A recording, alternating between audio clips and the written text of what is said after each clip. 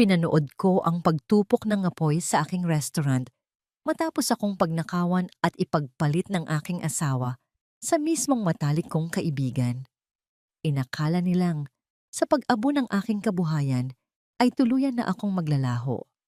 Ngunit hindi nila alam na mula sa mga abong ito ay muling sisilang ang isang mas matapang na amara.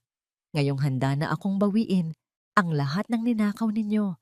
Kaya nyo bang harapin ang paghihiganti ng babaeng akala ninyo ay wala nang babalikan?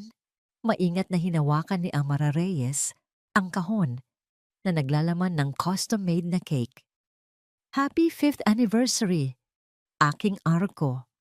Ang nakasulat sa ibabaw nito gamit ang eleganteng chocolate script. Ang Arko, iyon ang tawag niya kay Lorenzo de Villa, ang kanyang Enzo. Dahil para sa kanya, si Enzo ang kanyang arko, ang kanyang kanlungan sa gitna ng anumang unos. 5 taon. 5 taon ng mga pangarap na sabay nilang binuo, ng mga tawang pinagsaluhan, at ng mga luhang magkasama nilang pinunasan. At ang Habi, ang kanilang flagship restaurant sa puso ng Bonifacio Global City, ang pinakamalaking simbolo ng kanilang pagmamahalan. Ito ang obra maestra nila, ang katuparan ng lahat ng kanilang pinaghirapan. Ngayong gabi, magiging perpekto ang lahat. Isang surprise anniversary dinner. Nakareserba na ang paboritong mesa nila sa private dining area. Ang mga kandila, ang mga bulaklak, ang paboritong alak ni Enzo. Lahat ay nakahanda na. Pagpasok niya sa Habi, sinalubong siya ng kakaibang katahimikan. Sarado na ang restaurant sa publiko para sa gabing iyon at ang mga staff ay pinauwi na niya ng maaga. Tanging ang mahinang ilaw mula sa kusina at sa opisina ni Enzo sa ikalawang palapag ang bukas. Enzo? Mahal? Tawag ni Amara. Ang kanyang boses ay may halong pananabik. Dahan-dahan niyang inilapag ang cake sa reception counter at nagsimulang maglakad papunta sa hagdanan. Habang papalapit, may narinig siyang kalansing ng isang wine glass na sinundan ng isang mahinang halakhak. Isang halakhak ng babae na hindi pamilyar sa kanya. Hindi, pamilyar pala. Pamilyar na pamilyar. Biglang bumilis ang tibok ng puso ni Amara. Isang malamig na kaba ang gumapang sa kanyang buong katawan. Maingat siyang umakyat. Bawat hakbang ay parang may bigat na 1 tonelada.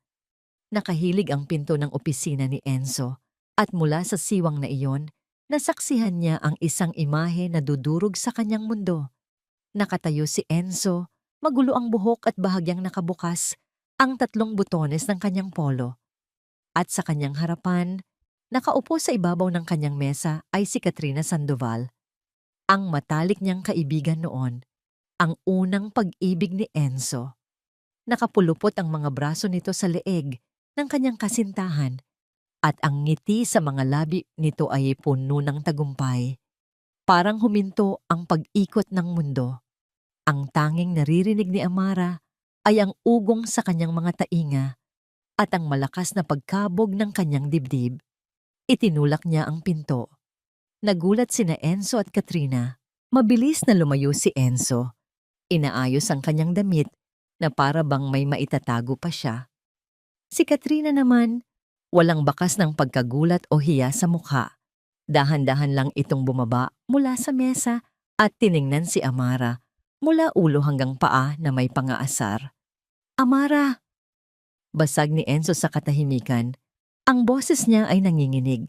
Hindi makapagsalita si Amara. Ang kanyang mga mata ay nagpapalipat-lipat mula kay Enzo patungo kay Katrina. Sinusubukang intindihin ang panlolokong nagaganap sa kanyang harapan. Anong ibig sabihin nito, Enzo? Sa wakas ay tanong niya. Ang boses ay basag at puno ng sakit. Isn't it obvious, Amara? Sabat ni Katrina na may matamis, ngunit nakakalasong ng ngiti. Nagkabalikan na kami. Ang dapat sa simula pa lang ay sa amin. Bawat salita ni Katrina ay parang patalim na tumatarok sa puso ni Amara. Tumingin siya kay Enzo, naghahanap ng kahit anong pagsisinungaling, kahit anong pagtanggi. Ngunit ang nakita niya sa mga mata nito ay pagkakasala. Totoo ba, Enzo? Pakiusap ni Amara. Sabihin mong hindi totoo. Yumuko si Enzo, hindi makatingin ng diretso sa kanya. Patawad, Amara. Pero si Trina ang mahal ko. Noon pa man. Tapos na. Isang pangungusap lang at gumuho ang lahat. Ang 5 taon, ang mga pangarap, ang arko na kanyang pinanghahawakan. Isang tawa ang kumawala sa mga labi ni Amara. Isang tawang walang saya, puno ng pait. 5 taon, Enzo. Ibinigay ko sa iyo ang 5 taon ng buhay ko. Ang hobby. Binuo natin to ng magkasama. Alam ko, mabilis na sagot ni Enzo. Tila desperadong ipakita na may halaga pa rin siya. Lumapit siya sa kanyang mesa, binuksan ang isang drawer at may kinuha mula roon.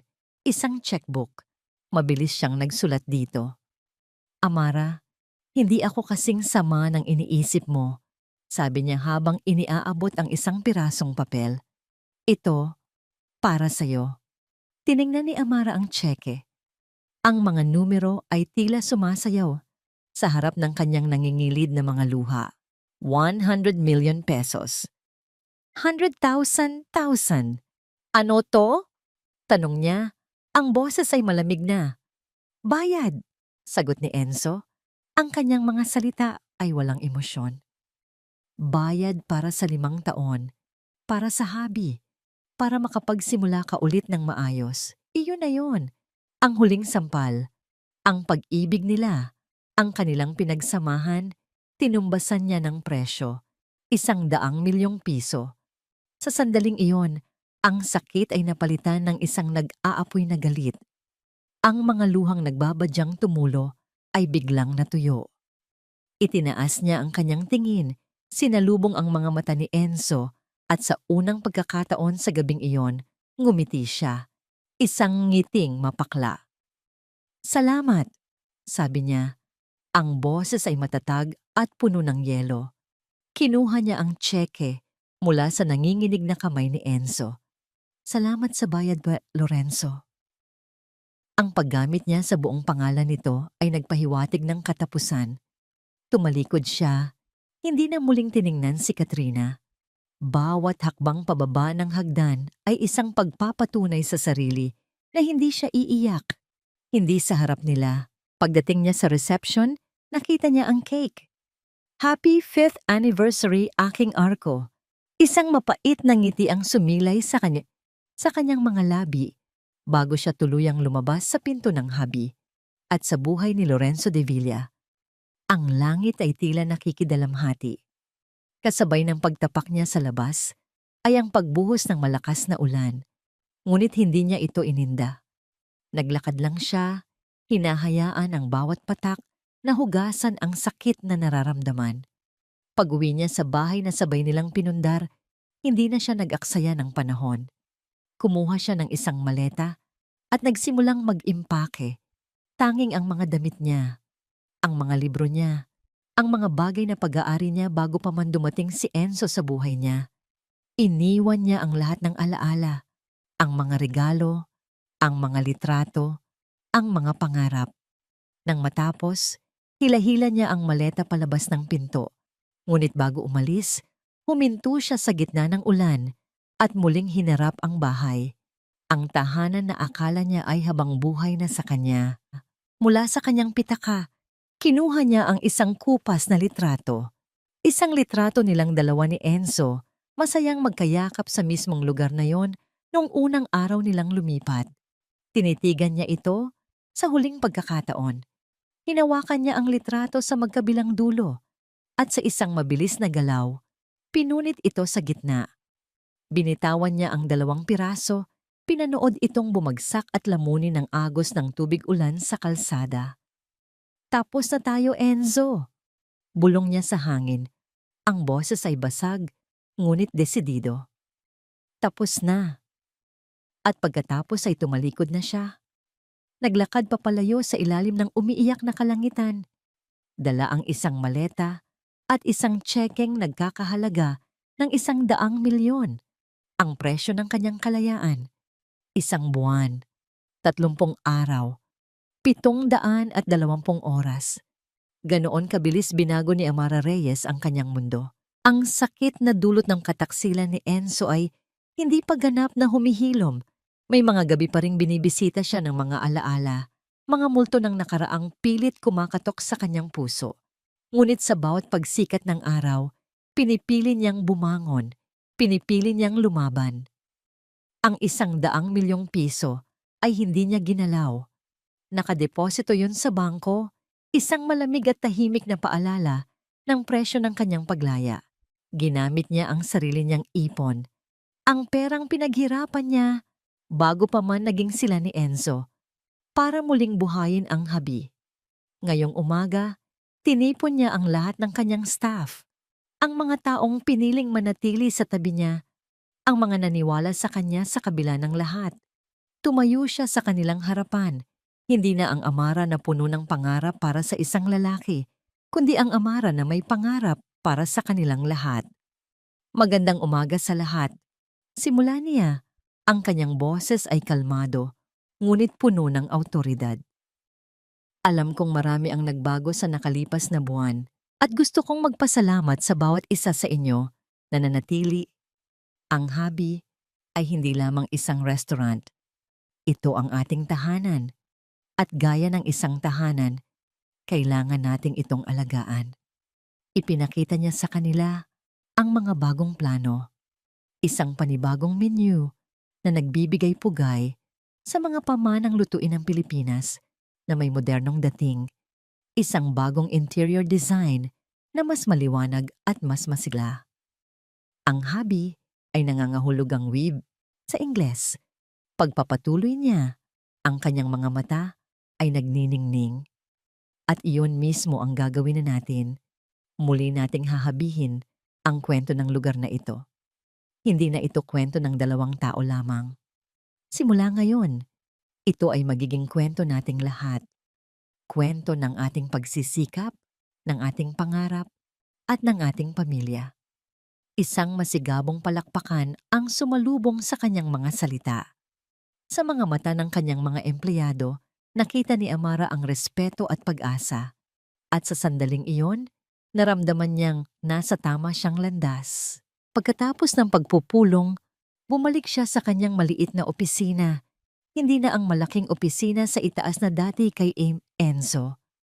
Habang abala sa pag-review ng mga financial report, nag-vibrate ang kanyang telepono. Isang notifikasyon. Sa isang iglap ng kahinaan, binuksan niya ang kanyang social media app. At doon niya nakita isang larawan ni Enzo at Katrina magkayakap sa isang beach sa Palawan. Ang caption, "Finally, where I've always belonged." Opisyal na. Huminto sa paghinga si Amara. Isang pamilyar na kirot ang tumagos sa kanyang dibdib. Ngunit mabilis itong nawala, napalitan ng isang malamig na determinasyon. Hindi niya pinahintulutan ang sarili na mag-aksaya ng luha. Sa halip, marahan niyang pinindot ang screen, nag-scroll pababa na parang walang nakita, at ipinagpatuloy ang kanyang trabaho. Tapos na ang yugto ng pagluha. Panahon na para kumilos. Bigla, isang malakas na sigaw mula sa kusina ang bumasag sa katahimikan. Aray, napaso ako.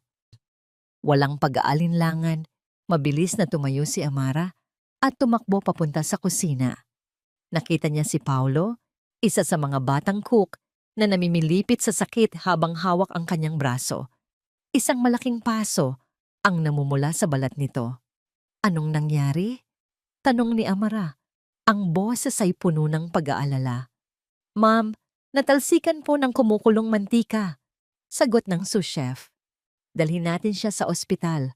Ngayon na, utos ni Amara. Inalalaya niya si Paulo.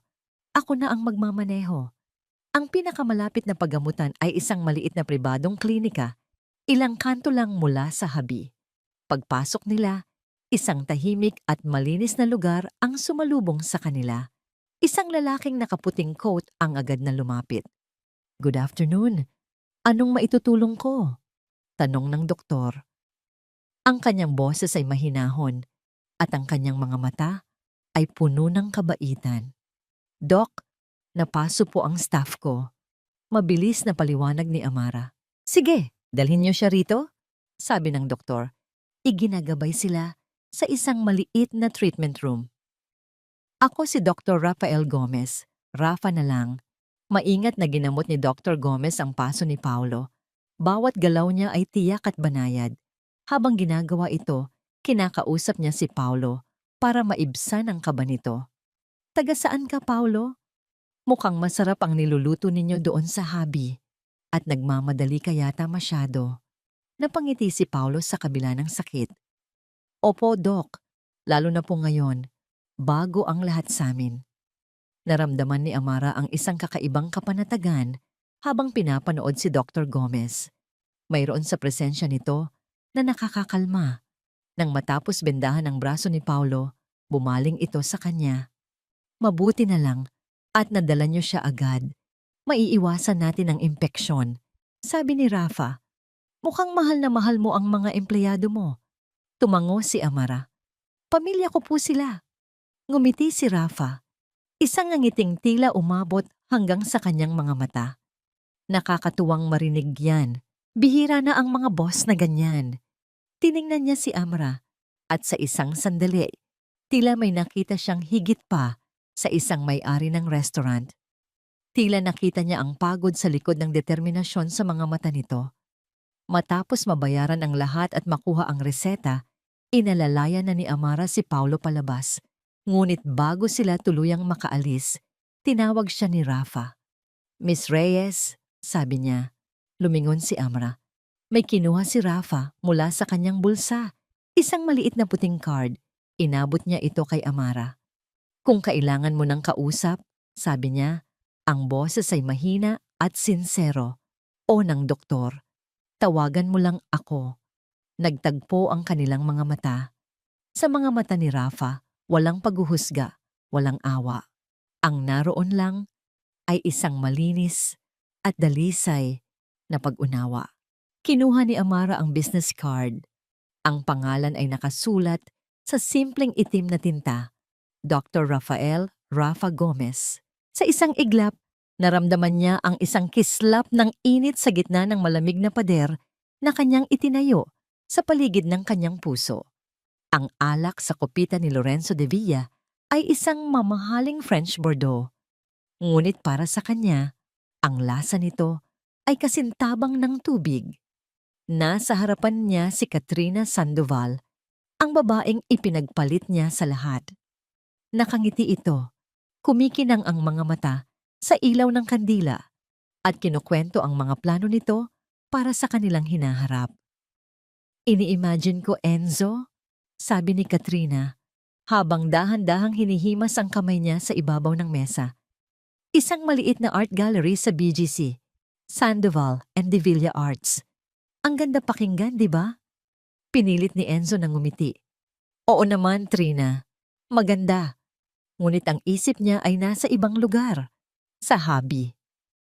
Sa imahe ni Amara na tumatalikod, hawak ang tsekeng nagkakahalaga ng 100,000,000. Isang buwan na ang nakalipas, pero ang imahe na yon ay malinaw pa rin sa kanyang isipan. Ang sakit, ang galit, at higit sa lahat, ang biglaang katatagan sa mga mata nito. Alam mo, nakita ko online ang bagong menu ng hobby. Biglang sabi ni Katrina na para bang nabasa nito ang kanyang iniisip. Ang tono nito ay kaswal, ngunit may bahid ng panunukso.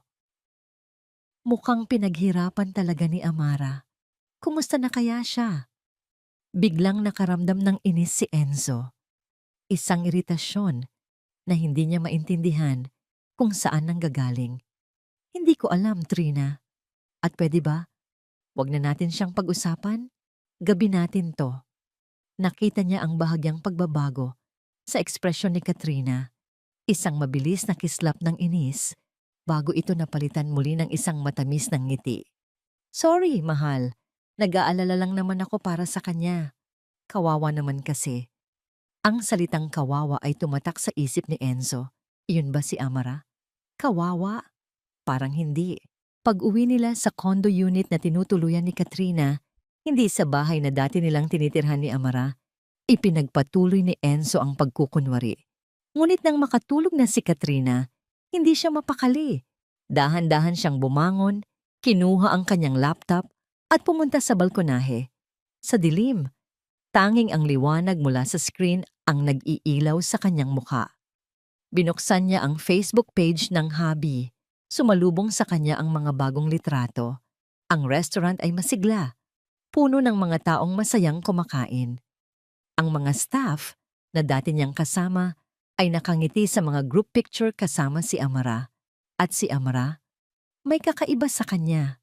Mas payat siya ng kaunti, ngunit may liwanag sa kanyang mga mata na matagal na niyang hindi nakikita. Isang liwanag ng determinasyon. Nag-scroll siya pababa, binabasa ang mga komento. Best Filipino fusion ever! Amazing service! Congratulations, Miss Amara Reyes! You are an inspiration. Isang hindi maipaliwanag na bigat ang dumagan sa kanyang dibdib. Isang pakiramdam ng panghihinayang. Dapat ay kasama siya sa mga litratong yon. Dapat ay siya ang tumatanggap ng mga papuring iyon. Ngunit pinili niyang umalis. Ipinagpalit niya ang lahat ng iyon para sa isang nakaraang hindi na niya lubusang makilala. Isinara niya ang laptop at napabuntong hininga. Mali ba ang kanyang naging desisyon? Pilit niyang iwinaksi ang tanong na yon sa kanyang isipan. Kinabukasan, napansin niyang abala si Katrina sa telepono nito. Nakakunot ang noo at may kakaibang ngisi sa mga labi habang mabilis na nagtatype. Anong ginagawa mo? Tanong ni Enzo. Wala. Nagbabasa lang ng mga balita. Mabilis na sagot ni Katrina. Hindi man lang nag-angat ng tingin. Ngunit may naramdaman si Enzo na hindi tama. Hindi niya ito pinansin. Pumasok sa banyo para maligo. Paglabas niya, wala na si Katrina sa sala. Nang buksan niyang muli ang page ng hubby, dahil sa di maipaliwanag na dahilan, nanlaki ang kanyang mga mata. Sa ilalim ng mga positibong komento kahapon, may mga bago nang nakasulat. Mula sa isang account na nagngangalang Michelle David. Worst experience, may nakita akong ipis malapit sa kusina nila. Kadiri. Mula sa isang Angelo Cruz. Overpriced at ang tagal ng service ang sinerve sa aming kare-kare. Malamig pa. Never again. Sunod-sunod. Puro mga bagong gawang account. Lahat ay nagpo-post ng mga negatibong review na halos magkakasunod ang oras. Ang rating ng hubby na dating perfect 5 stars ay biglang bumagsak sa 3.5. Alam niya, sa kaibuturan ng kanyang puso, alam niyang may kinalaman dito si Katrina. Hapon na nang makita niya ang epekto, nag-post ang ilang food bloggers tungkol sa biglaang pagbaba ng kalidad ng hubby. Kumalat ang mga peking review. Naramdaman ni Enzo ang pag-aalala. Ito na ba ang simula ng pagbagsak ng restaurant na minsan niyang itinuring na buhay niya? At habang iniisip niya iyon, isang notifikasyon ang lumabas sa kanyang telepono. Amara Reyes is live now. Isang mensahe mula sa puso ng hubby. Mabilis niyang pinindot ito. Lumabas sa screen ang mukha ni Amara. Nakatayo siya sa gitna ng kusina ng hubby, napapaligiran ng kanyang mga chef. Kalmado ang kanyang mukha, walang bahid ng galit o pagkatakot. Magandang hapon po sa lahat. Simula niya, ang boses ay matatag. Nakita po namin ang ilang mga komento online tungkol sa inyong mga naging karanasan sa aming restaurant. Nais po naming siguruhin sa inyo na bawat puna ay aming sineseryoso. Nagpatuloy siya. Ipinapaliwanag ang kanilang mataas na pamantayan sa kalinisan at kalidad. Ngunit hindi siya tumigil doon. Subalit, mas naniniwala po kami sa gawa kaysa sa salita. Sabi ni Amara, at isang maliit na ngiti ang sumilay sa kanyang mga labi. Kaya naman, bilang pasasalamat sa inyong patuloy na suporta at para patunayan sa inyo ang aming dedikasyon, inaanyayahan ko po kayong lahat sa aming Taste of Trust weekend. Mula Biyernes hanggang Linggo, lahat ng aming main courses ay 50% off. Halina po kayo at tikman ninyo mismo ang katotohanan. Isang henyo Ginawa niyang pagkakataon ang krisis. Habang pinapanood ni Enzo ang live video na puno ng paghanga sa katatagan ni Amara, pumasok si Katrina sa silid. Nakikita nito ang pinapanood niya. Anong, anong ginagawa niya? Nanginginig na tanong ni Katrina. Ang mukha ay hindi maipinta. Hindi sumagot si Enzo. Itinuon niya ang kanyang pansin sa screen kung saan libo-libo na ang views at daan-daang komento ng suporta ang bumubuhos para kay Amara. Nang matapos ang video, tiningnan ni Enzo si Katrina. Ang matamis na ngiti nito ay wala na. Ang nakikita niya ngayon ay isang mukha na puno ng purong galit at inggit. Ang plano nito ay hindi lang pumalpak. Ito pa ang naging dahilan para mas lalong sumikat si Amara. At sa sandaling iyon, isang malamig na takot ang gumapang sa puso ni Enzo. Ang babaeng nasa harapan niya ay hindi na ang Trinang minahal niya noon. Isa na itong anino na kayang gawin ang lahat para lang makuha ang gusto nito. Ang Taste of Trust Weekend ay isang dambuhalang tagumpay. Dinagsa ng mga tao ang habi.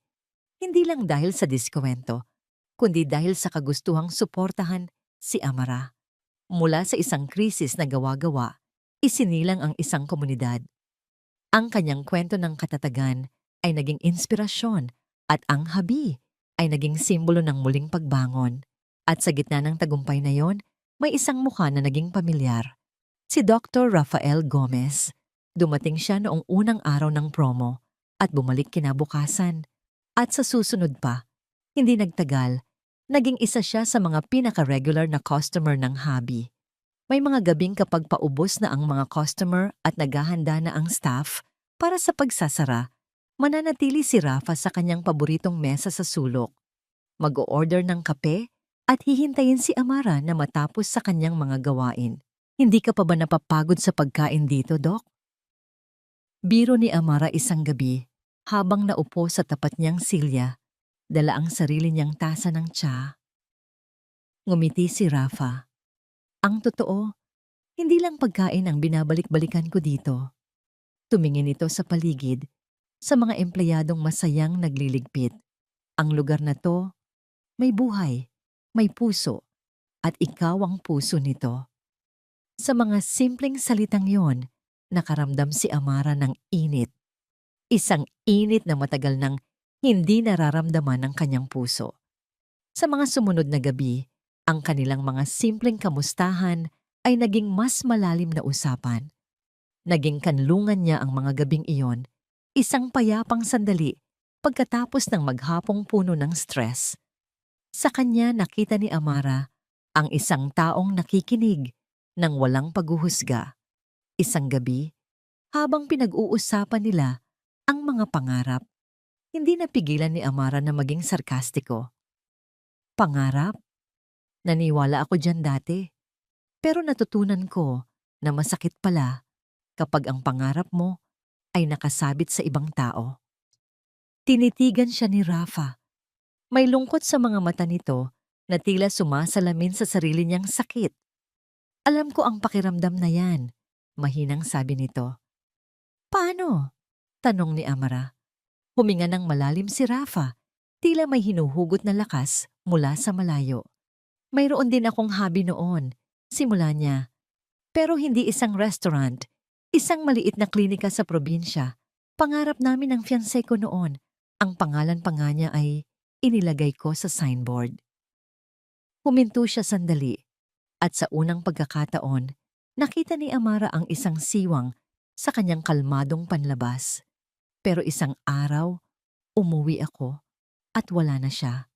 Sumama siya sa business partner ko, sa matalik kong kaibigan. Dinala nila ang lahat ng pera na pinag-ipunan namin para sa klinika. Parang may kung anong kumurot sa puso ni Amara. Ang sakit, ang pagtataksil. Iba ang kwento, pero iisa lang ang sugat. Iyon ang dahilan kung bakit ako napadpad dito sa Maynila. Pagpapatuloy ni Rafa, pilit nang ngumingiti. Para magsimulang muli, para bumuo ng isang bagay na sa akin lang, isang bagay na hindi kayang kunin ng kahit sino. Sa sandaling iyon, ang tulay sa pagitan nila ay hindi nagawa sa mga simpleng salita o magandang pakikitungo. Ito ay isang tulay na gawa sa tiwala, isang tiwalang isinilang mula sa parehong karanasan ng pagkadurog at muling pagbuo. Dahan-dahang inilahad ni Amara ang kanyang kamay sa ibabaw ng mesa at hinawakan ang kamay ni Rafa. Walang salitang namutawi, ngunit sa kanilang mga mata, nagkaintindihan sila. Ngunit habang ang isang tulay ay nabubuo, may isa namang sinusubukang sirain sa likod ng kanyang mga kaalaman. Napansin ni Amara ang kakaibang ikinikilos ni Chef Joseph, ang kanyang head chef. Ang dati masayahin at maingay na chef ay naging tahimik at mailap. Palagi itong nakatingin sa telepono at tila may malalim na iniisip. "Chef, okay ka lang ba?" Tanong niya isang araw. "Oo naman, ma'am." Mabilis na sagot nito, umiiwas ng tingin. "Pagod lang siguro." Hindi siya kumbinsido, pero hinayaan na lang muna niya. Marahil ay may problema lang ito sa pamilya. Samantala, sunod-sunod ang pagtawag sa kanya ni Enzo. Hindi niya ito sinasagot. Para saan pa? Ano man ang sasabihin nito, hindi na niya kailangang marinig. Hinarang niya ang numero nito, naglagay ng isang pader na hindi na nito muling masisira. Isang linggo na lang bago ang prestihiyosong Makati Food Festival, isa sa pinakamalaking event sa industriya kung saan isa ang habi sa mga pangunahing kalahok. Ito na ang pagkakataon ni Amara para tuluyang ipakilala ang bagong habi sa mas malawak na entablado. Puno siya ng pag-asa at pananabik. Isang umaga, habang nasa gitna siya ng isang mahalagang pagpupulong kasama ang mga event organizer, pumasok ang kanyang sekretarya. Ang mukha ay balisa. "Ma'am Amara," bulong nito. "May iniwan po si Chef Joseph sa reception para daw po sa inyo." Nagpaalam sandali si Amara at kinuha ang puting sobre. Nang buksan niya ito, isang malamig na kaba ang dumaloy sa kanyang buong katawan. Nasa loob nito ang isang maikling, formal na sulat. "Dear Ms. Reyes, please accept this letter as formal notification that I am resigning from my position as head chef at Habi, effective immediately. Thank you for the opportunity. Sincerely, Joseph Cruz." Bumagsak ang kanyang mga balikat. Epektibo agad? Isang linggo bago ang food festival? Imposible. Sinubukan niyang tawagan ang numero ni Chef Joseph, ngunit hindi na ito makontak. Nagtanong siya sa mga ibang staff. Walang sino man ang may alam kung nasaan ito. Naglaho itong parang bula. Nakatayo si Amara sa gitna ng kanyang opisina. Hawak ang sulat ng pagbibitiw. Ang lahat ng kanilang pinaghandaan, ang lahat ng kanilang pinaghirapan para sa festival, ay nakasalalay sa isang head chef na bigla na lang nawala. Napaupo siya sa kanyang silya, tinitingnan ang puting papel na parang isang hatol. Hindi ito simpleng pag-alis. Ito ay isang sabotahe. At sa kaibuturan ng kanyang puso, alam niya kung sino ang may kakayahang gumawa ng ganito kaduming laro. Ang tulay ng tiwala na kanyang itinayo, kasama ang kanyang team, ay biglang gumuho sa isang mahalagang bahagi nito. At naiwan siyang nakatayo sa bingit ng isang krisis na mas malaki pa kaysa sa mga peking review online. Ang sulat ng pagbibitiw ni Chef Joseph ay parang isang granada na sumabog sa gitna ng kanilang mga plano. Sa isang iglap, ang pananabik para sa food festival ay napalitan ng purong sindak. Ang mga staff ay nagtinginan, ang pag-asa sa kanilang mga mukha ay unti-unting napapalitan ng pag-aalala. Ngunit sa gitna ng nagbabadyang kaguluhan, huminga ng malalim si Amara. Pinakalma niya ang nanginginig na mga kamay. Tiningnan niya ang kanyang mga natitirang tauhan, ang kanilang sous chef, ang mga batang cook na puno ng pangarap, ang buong team na nanatili sa tabi niya. Hindi niya sila pwedeng biguin. Hindi niya pwedeng biguin ang sarili niya. "Hindi tayo aatras," sabi ni Amara sa kanilang lahat. Ang boses ay pagod, ngunit matatag na parang bakal. Ako mismo ang papasok sa kusina. Kung kailangang hindi tayo matulog sa susunod na 7 araw, hindi tayo matutulog. Pero itatawid natin to, magkasama. At yun na nga ang nangyari. Ang sumunod na linggo ay naging isang malabo at nakakapagod na pagkakasunod-sunod ng mga araw at gabi. Si Amara, na dating namamahala lang sa operasyon, ay muling isinuot ang kanyang lumang chef's uniform. Siya ang unang dumarating sa habi bago pa sumikat ang araw at ang huling umaalis sa kalaliman ng gabi. Ang buong kusina ay naging isang larangan ng digmaan. Ang tunog ng mga kutsilyong tumatama sa chopping board, ang langit-ngit ng mga kawali, ang sigawan ng mga order, lahat ay naging musika ng kanilang determinasyon. Walang nagreklamo, walang sumuko. Ang pag-alis ni Chef Joseph, sa halip na wasakin sila, ay mas lalo pa silang pinagbuklod. Sa ikatlong gabi ng kanilang walang tulugang paghahanda, halos bumigay na ang katawan ni Amara. Habang naghihiwa ng sibuyas, bigla na lang siyang napahinto, napapikit, at napasandal sa pader. Ang pagod ay tila isang mabigat na kumot na bumabalot sa kanya. "Break muna, ma'am," sabi ng kanyang sous chef. "Kami na po muna rito." Tumangulang siya at lumabas para magpahangin.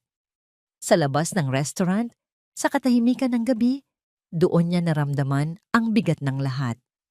Napaupo siya sa isang bench at hindi na napigilan ang mga luhang kanina pa niya pinipigilan. Mahirap maging matatag palagi. Isang pamilyar na boses ang bumasag sa kanyang pag-iisa. Pag-angat niya ng kanyang mukha, nakita niya si Rafa, may dalang 2 paper cup ng kape at isang paper bag na amoy bagong lutong pandesal. Hindi niya alam kung paano nalaman ni Rafa na kailangan niya ng kasama sa mga sandaling iyon. Pero nagpapasalamat siya. Inabot nito ang isang tasa sa kanya. "Salamat," sabi ni Amara. Ang boses ay paos. Naupo si Rafa sa tabi niya. Hindi nagsasalita. Hinahayaan lang siyang ilabas ang lahat. Walang tanong. Walang payo. Tanging isang tahimik na presensya na nagsasabing, "Nandito lang ako." At iyon lang ang kailangan ni Amara. Sa gitna ng unos, si Rafa ang kanyang naging kalmadong daungan. Sa isang marangyang kondo sa kabilang panig ng syudad, hindi rin mapakali si Enzo. Ang balita tungkol sa biglaang pag-alis ng head chef ng Habi ay mabilis na kumalat sa kanilang maliliit na bilog. At alam niya, sigurado siya, hinarap niya si Katrina na abala sa pagpipinta sa isang canvas. "May kinalaman ka ba sa pag-alis ni Chef Joseph?" Diretsahang tanong niya. Huminto sa pagpipinta si Katrina at tumingin sa kanya. Ang mga mata ay nagpapanggap na nasasaktan. "Ano? Pinagbibintangan mo ba ako, Enzo? Bakit ko naman gagawin yon? Dahil alam kong galit ka pa rin. Dahil hindi mo matanggap na nagtatagumpay si Amara nang wala ako. Nang wala tayo." Sigaw ni Enzo. Ang pagtitimpi ay tuluyan ng nawala. Tumayo si Katrina, lumapit sa kanya, at hinaplos ang kanyang pisngi. "Mahal, bakit mo ba iniisip yan? Hindi ba't dapat masaya tayo? Tayo na ang magkasama. Hayaan mo na si Amara. Problema na niya yan." Ang bawat salita ay malambing, ngunit para kay Enzo, ang mga ito ay tunog ng isang ahas. Pilit niyang iwinaksi ang kamay nito. "Hindi, Trina. Mali ito. Ang Habi ay, bahagi pa rin yon ng buhay ko." Isang malamig na ekspresyon ang dumaan sa mukha ni Katrina. "Talaga? O baka naman si Amara ang hindi mo pa rin makalimutan?" Natigilan si Enzo. Hindi siya makasagot. Tumalikod si Katrina. Ang boses ay puno ng pait. "Kung ganyan ka pa rin mag-isip, baka dapat pag-isipan natin kung para saan pa itong lahat." Ang banta ay malinaw, ngunit sa halip na matakot, mas lalong lumakas ang kutob ni Enzo. Kailangan niyang balaan si Amara. Kailangan niyang gumawa ng tama, kahit isang beses lang. Kinuha niya ang kanyang telepono at idinayal ang numero ni Amara, ang numerong kabisado niya pa rin. Ngunit pagkatapos ng isang ring, Isang malamig na boses mula sa automated system ang sumagot. The number you have dialed is currently busy. Sinubukan niya ulit at ulit. Pareho pa rin. Hanggang sa napagtanto niya, hindi busy ang linya. Na-block na siya. Pinutol na ni Amara ang huling koneksyon na mayroon sila. Isang pakiramdam ng kawalan ng pag-asa ang bumalot sa kanya. Huli na ba ang lahat? Huli na ba siya para itama ang mga pagkakamali niya? Dumating ang araw ng Makati Food Festival. Ang booth ng Habi ay nakatayo ng may pagmamalaki sa gitna ng mga naglalakihang pangalan sa industriya. Sa likod ng mga naglalakihang palayok at nagbabagang kalan, si Amara, kasama ang kanyang tapat na team, ay kumikilos na parang isang mahusay na orkestra. Ang kanilang signature dish, isang modernong version ng sinigang na baka sa pakwan, ay naging isang instant hit. Ang mga tao ay pumipila ng mahaba, sabik na matikman ang pagkaing pinag-uusapan ng lahat. Ang tagumpay ay mas matamis dahil pinaghirapan nila ito ng husto. Nang magtatapos na ang araw, halos ubos na ang kanilang paninda. Napuno ng tawanan at pagbati ang kanilang booth. Lumapit si Rafa, may dalang 2 bote ng malamig na tubig. Congratulations, Chef Amara, sabi niya. Isang malawak na ngiti ng paghanga ang nasa kanyang mga labi. Salamat, Doc, sagot ni Amara. Ang kanyang pagod ay napalitan ng purong kaligayahan. Salamat sa pagiging andyan. Habang nagdiriwang sila, kasama ng kanyang team, naghahanda para sa isang maliit na salo-salo. Isang grupo ng mga taong nakauniporme ang biglang lumapit sa kanilang booth. Ang kanilang mga mukha ay seryoso. Sino po sa inyo si Miss Amara Reyes? Tanong ng isa, na tila pinuno ng grupo. Ako po, sagot ni Amara. Biglang kinabahan. May inilabas na folder ang lalaki. Kami po ay mula sa City Health Department, sabi nito. Ang boses ay formal at walang emosyon. May natanggap po kaming isang anonymous tip, isang reklamo ng food poisoning mula sa isang customer na kumain dito sa booth ninyo kaninang umaga. Kailangan po naming isarapan samantala ang inyong operasyon para sa isang agarang investigasyon. Ang mga salita ay parang isang malakas na sampal. Food poisoning? Imposible. Bawat sangkap, bawat proseso, siniguro nilang lahat ay malinis at ligtas. Ang tawanan ay napalitan ng nakabibinging katahimikan. Ang matamis na lasa ng tagumpay ay biglang naging mapait na lason sa kanyang bibig. Nakatayo si Amara, hindi makagalaw, habang idinidikit ng mga health inspector ang isang malaking papel sa harapan ng kanyang booth. Closed pending investigation. Ang demonyong gumugulo sa kanya ay hindi pa tapos. At sa pagkakataong ito, ang atake ay mas nakamamatay. Ang biyahe pabalik sa Habi mula sa food festival ay ang pinakatahimik at pinakamabigat na biyaheng naranasan ni Amara. Ang van na dati puno ng tawanan at kantahan ay nababalot ngayon ng isang nakabibinging katahimikan. Walang sino man ang nangahas na magsalita. Ang bawat isa ay abala sa pagproseso ng nangyari.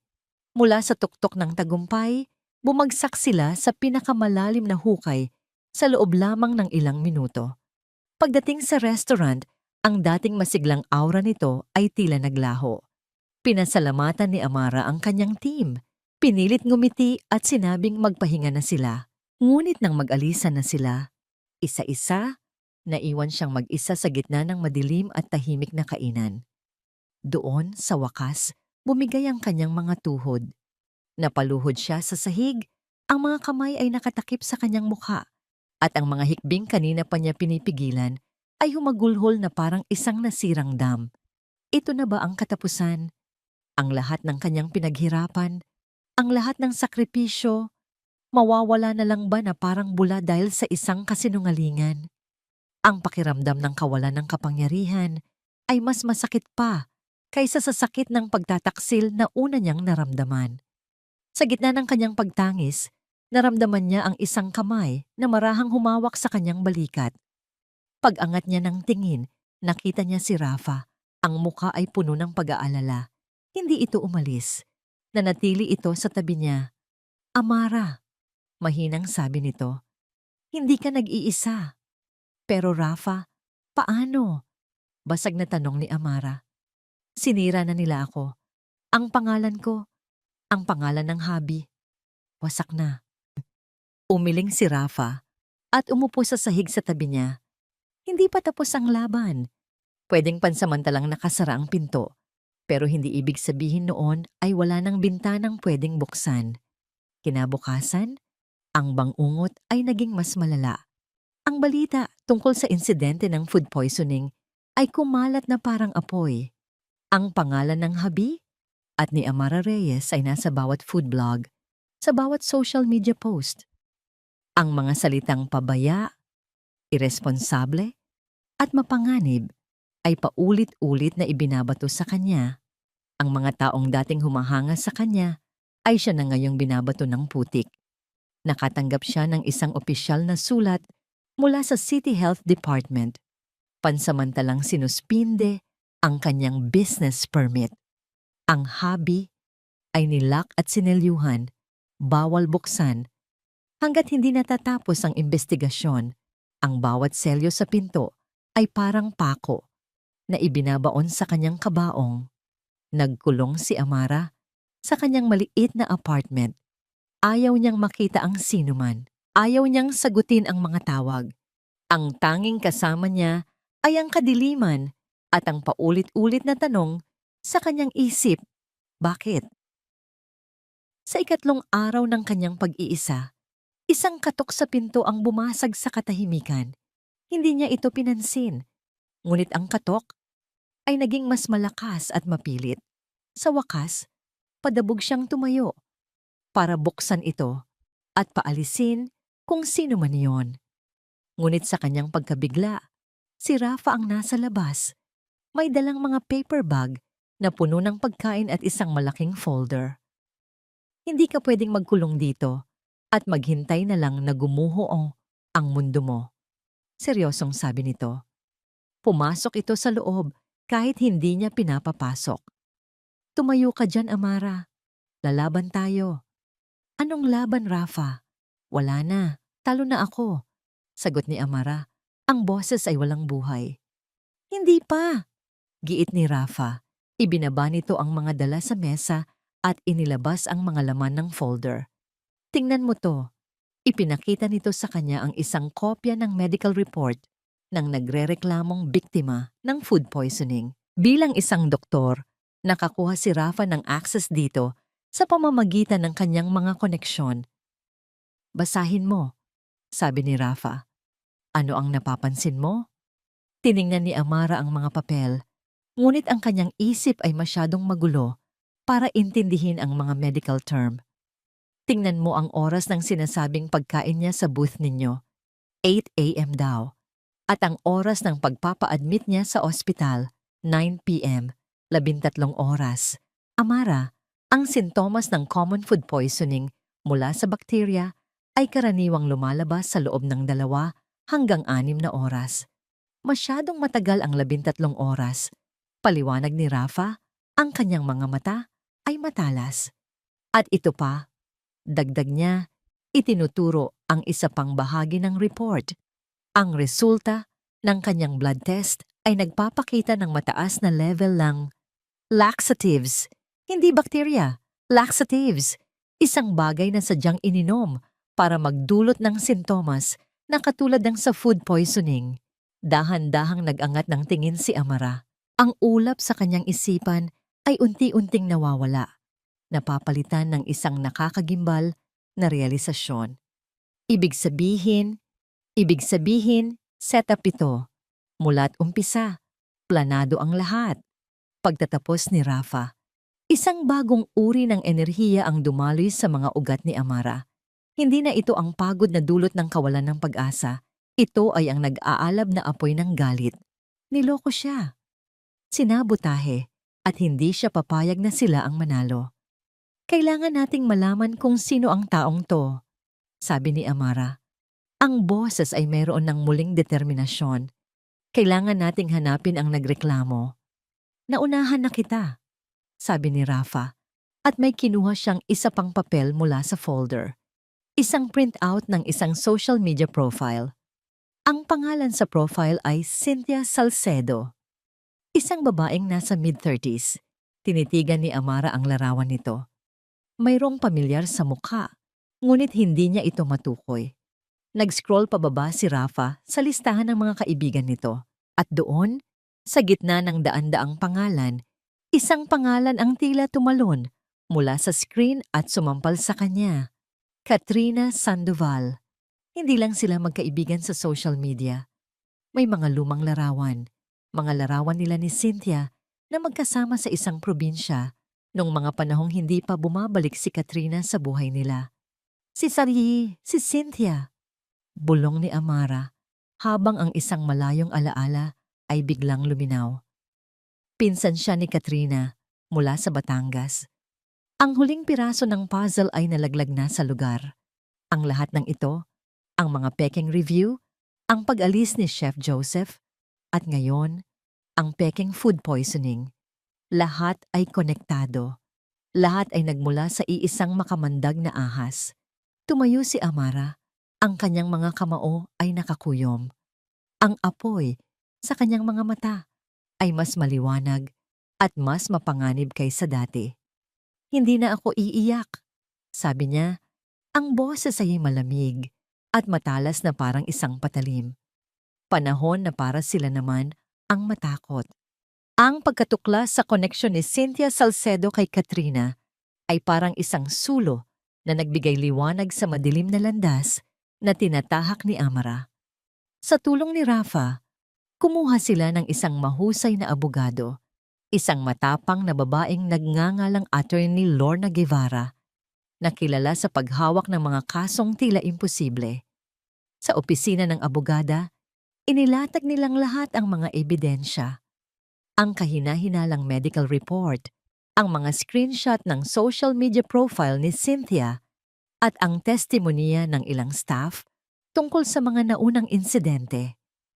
Malakas ang kaso natin para patunayang may sabotahe, sabi ni Attorney Guevara. Ang kanyang boses ay puno ng kumpiyansa. Pero para tuluyang mabaliktad ang sitwasyon at maklear ang pangalan mo, kailangan natin ng mas matibay na ebidensya laban kay Katrina. At para naman sa mga legal fees at posibleng danyo sa iyong negosyo habang nakasara ito, kailangan natin ng malaking pondo. Pondo. Ang salitang yun ay umalingaw-ngaw sa isip ni Amara.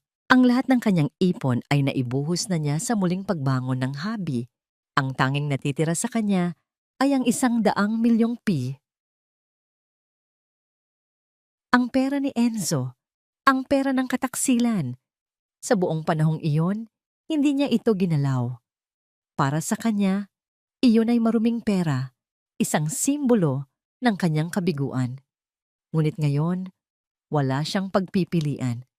Ito na lang ang natitirang sandata niya para ipaglaban ang sarili. Pag-uwi ni Amara sa kanyang apartment, ang pakiramdam niya ay mabigat. Kailangan niyang harapin ang nakaraan para maisalba ang kanyang kinabukasan. Mula sa ilalim ng kanyang kama, kinuha niya ang isang lumang metal box.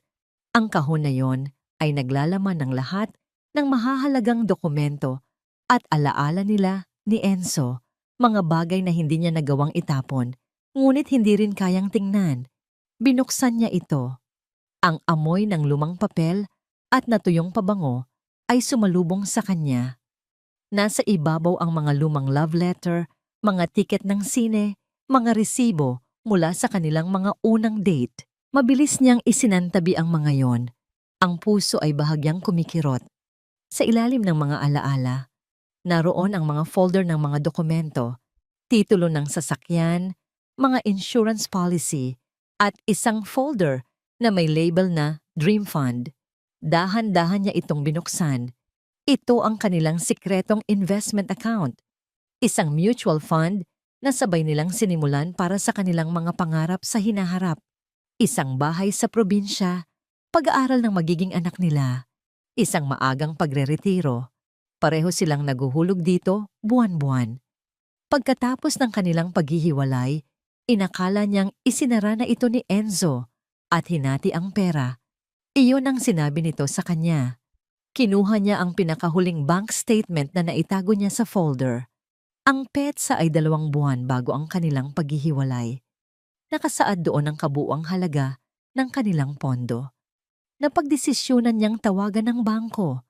Kailangan niyang malaman kung paano i-liquidate ang kanyang parte kung meron pa mang natira. Ibinigay niya ang account number at ang kanyang mga personal na detalye sa bank representative sa kabilang linya. Yes, Ma'am Reyes. I can see the account here. It was closed last month, sabi ng babae. Opo, alam ko po, sagot ni Amara. Gusto ko lang po sanang humingi ng kopya ng huling statement at ng transaction history bago ito isinara, para lang po sa records ko. Certainly, ma'am. I'm sending it to your registered email address right now. Ilang sandali lang, tumunog ang kanyang laptop. Isang bagong email. Binuksan niya ito at i-download ang kalakip na PDF file. Habang naglo-load ang dokumento, bumalik ang lahat ng sakit. Ang bawat sentimo sa pondong yon ay may katumbas na pangarap na ngayon ay abo na lang. Nang sa wakas ay bumukas ang file, sinimulan niyang basahin ang transaction history. Tiningnan niya ang petsa ng pagsasara ng account. Naroon ito, malinaw na malinaw. At sa ilalim nito, ang huling transaksyon, isang withdrawal. Ang kanyang mga mata ay nanatili sa numerong nakasulat. Ang kanyang paghinga ay biglang huminto. Ang tibok ng kanyang puso ay tila tumigil sa pag-ikot. Withdrawal amount, from 100,000 na 1,000 ang eksaktong halaga. Ngunit hindi iyon ang nagpadurog sa kanyang mundo. Ito ay ang 2 iba pang detalye sa parehong linya. Date of transaction, October 26, ang araw ng kanilang anibersaryo. Ang araw na nahuli niya, sina Enzo at Katrina. Ang araw na ibinigay sa kanya ni Enzo ang tseke. Authorized by Lorenzo de Villa. Paulit-ulit niyang binasa ang mga salita. Umaasang nagkamali lang siya ng tingin. Ngunit hindi. Ang katotohanan ay nakasulat sa itim at puti. Malinaw pa sa sikat ng araw. Ang 100 milyong pisong ibinigay sa kanya ni Enzo. Hindi iyon pera ni Enzo. Iyon ay pera nila. Iyon ay pera niya. Ginamit ni Enzo ang kanilang dream fund, ang pondo para sa kanilang kinabukasan, para sa kanilang mga pangarap, para bayaran siya at palayasin sa buhay nito. Ang kabayaran na ibinigay nito ay hindi isang gawa ng pagsisisi. Ito ay isang gawa ng pinakamataas na antas ng panloloko, isang pagnanakaw. Ang pakiramdam ay hindi lang sakit. Ito ay isang uri ng pagkasuklam na gumapang sa bawat himay-may ng kanyang pagkatao. Ang pagtataksil na una niyang naramdaman ay isang maliit na sugat lamang kumpara sa malalim at nakamamatay na saksak na ito. Ang lalaking minahal niya, ang lalaking pinagkatiwalaan niya ng kanyang buhay, ay hindi lang sinira ang kanilang nakaraan. Ninakaw din nito ang kanilang pinapangarap na kinabukasan para ipambayad sa sarili nitong kasalanan. Ang mga alaala sa metal box ay wala ng halaga. Ang mga dokumento ay naging abo sa kanyang mga kamay. Ang natira na lang ay ang resibo ng kataksilan. Nanginginig niyang kinuha ang kanyang telepono. Hindi na importante ang pag-block. Hinanap niya ang pangalan ni Enzo sa kanyang mga contact. I-denial niya ito. Sa pagkakataong ito, nag-ring. Nang sagutin nito sa kabilang linya, Amara, tumawag ka. Hindi na niya ito pinatapos. Isang malamig at walang emosyong boses ang lumabas mula sa kanyang lalamunan. Isang boses na hindi niya alam na kaya niyang gawin. Enzo, kailangan nating mag-usap, sabi niya. Bawat salita ay may bigat na parang yelo. Tungkol sa 100 milyon na pera ko. Tungkol sa 100 milyon na pera ko. Ang mga salitang iyon ay tumama kay Enzo na parang isang truck. Ang telepono ay halos malaglag mula sa kanyang nanginginig na kamay. Sa isang iglap, ang lahat ng kasinungalingan, ang lahat ng pagkukunwari ay gumuho. Alam na niya. Saan? Saan tayo mag-uusap? Hirap niyang tanong. Ang lalamunan ay tuyong-tuyo. Bukas, 10 a.m. Sa opisina ni Attorney Lorna Guevara sa Makati. Sagot ni Amara. Ang boses ay walang anumang emosyon na mas lalong nakakatakot. Dalhin mo ang abogado mo kung gusto mo. Pagkatapos nito, hindi mo na ako muling makakausap. Pagkatapos ay ibinaba na nito ang telepono. Hindi nakatulog si Enzo ng gabing iyon.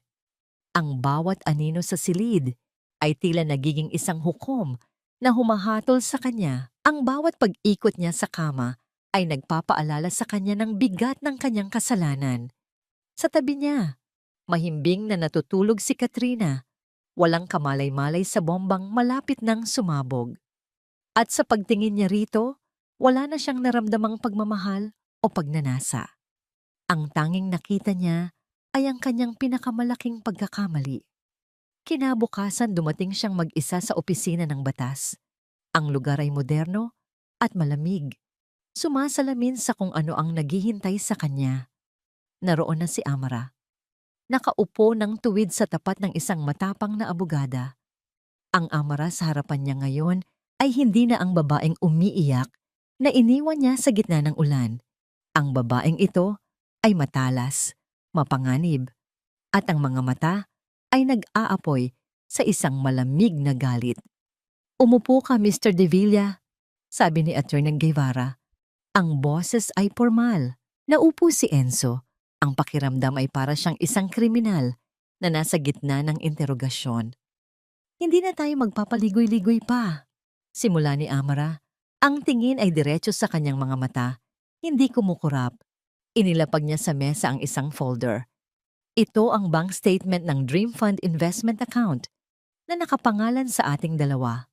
Binuksan niya ito at itinulak sa gitna ng mesa para makita ni Enzo. Ang kanyang mga mata ay agad na napako sa huling transaksyon. 100,000,000 piso. Iwinidraw mo nang walang pahintulot ko sa mismong araw na pinalayas mo ako sa buhay mo. At pagkatapos ay ibinigay mo sa akin na para bang sarili mong pera. Sabi ni Amara, bawat salita ay parang isang matulis na bubog. Hindi lang yon pagtataksil, Enzo. Ang tawag dyan sa batas, qualified theft, estafa. At may kulong na katapat yan. Ang bawat salitang theft at kulong ay tumama kay Enzo na parang mga suntok sa sikmura. Ang hangin ay tila naubos sa kanyang mga baga. Amara, patawarin mo ako. Iyon lang ang salitang lumabas sa kanyang bibig. Ang boses ay basag at desperado. Hindi ko sinasadya. Naguluhan lang ako. Isang tawa, isang mapakla at walang kagalakang tawa ang kumawala sa mga labi ni Amara. Naguluhan? Enzo, plinano mo ito. Inisip mo na dahil sa sobrang sakit na nararamdaman ko sa panloloko ninyo ni Katrina, hindi ko na mapapansin pa ang isang ito. Inakala mo na tanga ako. Tumayo siya. Ang kanyang presensya ay tila napuno sa buong silid. Pero nagkamali ka o. Ang sakit na ibinigay mo sa akin, iyon ang gumising sa akin. At ngayon, sisingilin kita sa lahat ng utang mo. Handa na ang kaso namin, Mr. De Villa. Sabat ni Attorney Guevara. May dalawa kang pagpipilian. Una, harapin kami sa korte kung saan sisirain namin hindi lang ang reputasyon mo, kundi pati na rin ang reputasyon ng pamilya mo. O pangalawa, huminto ito sandali para sa dramatibong epekto. Ibalik mo ang 100,000,000 kasama ang interes. Bayaran mo ang lahat ng danyos na idinulot ng mga paninira ninyo sa hobby at mag-issue ka ng isang pampublikong paghingi ng tawad. At bilang kapalit, hindi ka namin ipakukulong. Sira ang reputasyon, ang pangalan ng kanyang pamilya. Kriminal na kaso. Ang lahat ng ito ay umikot sa isip ni Enzo. Wala siyang laban. Wala siyang lusot. Gagawin ko, halos pabulong niyang sabi. Ang ulo ay nakayuko sa kahihiyan. Gagawin ko lahat. Magaling, sabi ni Amara. May 1 linggo ka para ayusin ang lahat. Pagkatapos ay tumalikod na ito, handa nang umalis.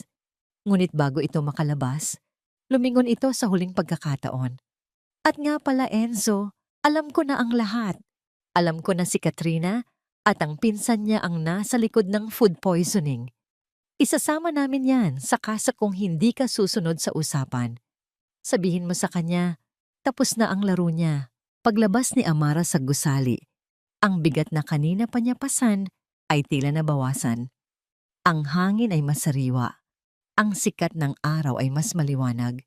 Hindi ito tagumpay na nagdulot ng saya, kundi isang tagumpay na nagdulot ng kapayapaan. Sa wakas, naisara na niya ang pinakamasakit na kabanata ng kanyang buhay. Ngunit habang naglalakad siya papunta sa kanyang sasakyan, tumunog ang kanyang telepono, isang numero na hindi niya kilala. Dahil sa magandang pakiramdam, sinagot niya ito. Hello? Ma'am Amara Reyes? Isang nagpapanik na boses ang sumagot. Ako po ito, si Mang Tonyo, yung security guard sa building ng Habi. Mang Tonyo, bakit po? Anong nangyayari? Tanong ni Amara biglang kinabahan. Ma'am, yung restaurant niyo po umuusok, masusunog po ata. Ang mundo ni Amara ay muling huminto. Hindi pwede. Habang tumatakbo si Amara pabalik sa kanyang sasakyan, sa kondo ni Katrina, narinig nito ang pag-uusap ni Enzo sa telepono. Ang mga salitang kasalanan ko, babayaran ko lahat, ay sapat na para malaman ni Katrina na tapos na ang lahat. Ang kastilyong buhangin na kanyang itinayo ay tinatangay na ng alon. Nakita niya ang takot at desperasyon sa mga mata ni Enzo. Ang lalaking akala niya ay makapangyarihan ay isa lang palang duwag. At sa pagkaduwag nito, mawawala sa kanya ang lahat. Ang pera, ang marangyang buhay, ang tagumpay na inagaw niya kay Amra. Isang malamig at desperadong plano ang nabuo sa kanyang isipan. Kung hindi ito mapupunta sa kanya, sisiguraduhin niyang wala ring makikinabang dito. Kung abo na lang ang matitira sa kanya, gagawin niyang aburin ang lahat ng pinaghirapan ni Amra. Kinuha niya ang kanyang telepono at nag-dial ng isang numero. Isang numero ng isang dating empleyado ng Habi na may malaking utang na loob sa kanya. Nasaan ka? Mabilis niyang tanong. May ipapagawa ako sa'yo. Isang bagay na importante. At sisiguraduhin kong mababayaran kita ng malaki. Kailangan mong pumunta sa Habi. Ngayon din. Ang kanyang susunod na mga salita ay isang utos na magdadala sa kanila sa punto kung saan wala nang balikan. Ang punto ng tuluyang pagbagsak. Pagdating ni Amara sa tapat ng Habi, ang kanyang pinakamasamang kinatatakutan ay nagkatotoo. Makapal na itim na usok ang bumubulwak mula sa mga bintana sa ikalawang palapag. Ang tunog ng mga sirena ng bumbero ay papalapit. Ngunit para sa kanya, ito ay tunog ng isang funeral march para sa kanyang mga pangarap. Nakatayo siya sa kabilang kalsada, hindi makagalaw, habang pinapanood ang apoy na unti-unting nilalamon ang lahat ng kanyang itinayo mula sa abo ng kanyang nakaraan. At sa sandaling iyon, sa gitna ng usok at kaguluhan, naramdaman niya ang tunay na kahulugan ng all is lost. Nakatayo si Amara sa gitna ng kaguluhan, ang init ng apoy ay ramdam niya kahit mula sa kabilang kalsada. Ang kanyang mga mata ay nakatitig lamang sa iisang bagay, ang pangalang Habi, na unti-unting nilalamon ng mga pulang dila ng apoy. Bawat piraso ng kahoy na nasusunog, bawat salamin na nababasag dahil sa init ay parang isang piraso ng kanyang kaluluwa na natutupok. Ang kanyang mga paa ay tila nakabaon sa semento. Gusto niyang sumigaw, umiyak, magwala. Ngunit walang boses na lumalabas. Tanging ang mga luhang tahimik na dumadaloy sa kanyang mga pisngi na agad ding natutuyo dahil sa init. Amara. Isang boses ang tumawag sa kanya. Lumingon siya at nakita si Rafa. Tumatakbo palapit sa kanya. Ang mukha ay puno ng di maipintang pag-aalala. Agad siyang niyakap nito, isang desperadong pagtatangka na protektahan siya mula sa tanawing nagwawasak sa kanyang harapan. Doon, sa mga bisig ni Rafa, sa wakas ay bumigay siya. Humagulhol siya nang walang tigil, ang katawan ay nanginginig sa pinaghalong sakit, galit at kawalan ng pag-asa. Wala na, Rafa. Wala na lahat, sabi niya sa gitna ng kanyang mga hikbi. Shh! Nandito ako. Nandito lang ako, bulong ni Rafa. Hinahaplos ang kanyang likod. Habang nagaganap ang lahat ng ito, isang pamilyar na sasakyan ang huminto hindi kalayuan sa kanila. Bumaba mula rito si Enzo, ang kanyang mukha ay maputla na parang papel. Tinitigan niya ang nasusunog na gusali, ang gusaling minsan niyang tinawag na kanyang obra maestra. At pagkatapos ay ang umiiyak na si Amara sa mga bisig ng ibang lalaki. Isang hindi masukat na pagsisisi ang bumayo sa kanyang dibdib. Ito ang resulta ng kanyang mga kasalanan. Ito ang impyernong siya mismo ang gumawa. Alam niya, sa kaibuturan ng kanyang puso, alam niyang may kinalaman dito si Katrina. Ang desperasyon, ang galit, ito ang gawa ng isang taong wala nang natitirang babalikan. Bigla, sa gitna ng mga usisero at mga bombero, isang lalaki ang lumapit sa isang pulis, nanginginig at umiiyak. Sir! Sir! Kailangan ko pong magsalita, sigaw ng lalaki. Ako po ang may kasalanan, pero inutusan lang po ako. Agad na napunta ang atensyon ng lahat sa kanya. Dinala siya ng mga pulis sa isang lugar na hindi gaanong magulo. Sinundan sila ng tingin ni Amara, ni Rafa at ni Enzo. Sino ka? At anong ibig mong sabihin na inutusan ka lang? Tanong ng investigador. Ako po si Mang Jun, dating utility staff ng Habi, sabi ng lalaki na nakilala ni Amara. Isa ito sa mga staff na hindi na bumalik pagkatapos ng mga unang gulo. May malaki po akong utang, sir, at tinulungan po ako ni Ma'am Katrina. Sa pagbanggit ng pangalan ni Katrina, nagkatinginan sina Amara at Enzo. Ang katotohanan ay malapit nang lumabas. Tinawagan niya po ako kanina. Pagpapatuloy ni Mang Jun, humahagulgol. Sabi niya, kailangan ko lang daw pong gumawa ng maliit na sunog sa bodega sa itaas. Pangsindak lang daw po. Para matakot si Ma'am Amara, binigyan niya po ako ng malaking pera. Sabi niya, wala pong mapapahamak. Hindi ko po akalain na ganito kalaki ang mangyayari. Patawad po. Ang pag-amin ay parang isang kulog na yumanig sa lahat. Arson. Sinadyang sunugin. Sakto sa mga sandaling iyon, isang taxi ang huminto sa kanto. Bumaba mula rito si Katrina. Ang kanyang intensyon ay ang masaksihan ang maliit na sunog na kanyang iniutos.